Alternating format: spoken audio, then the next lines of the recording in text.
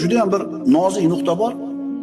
Agar banda Alloh tomonga qarab bir qadam bossa, Alloh u tarafga qarab bir necha qadam bosadi.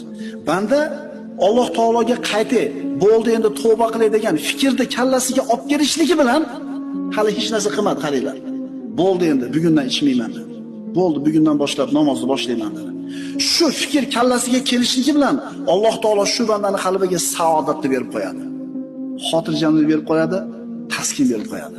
Shu etapdan o'tganmiz ko'pchiligimiz. Bo'ldi. Ertadan namoz boshlayman deganingizda bilasizmi qanaqa maza qilgansiz? Eslangda. Bo'ldi. Sigaretni tashladim bugundan boshlab dedingiz. O'sha momentni eslangda. Alloh taolo bandasini tavbasiga shuna bir mushtoq bo'lib turadi. Alloh taolo bandasini tavba qilishini shunaqa yaxshi ko'radi.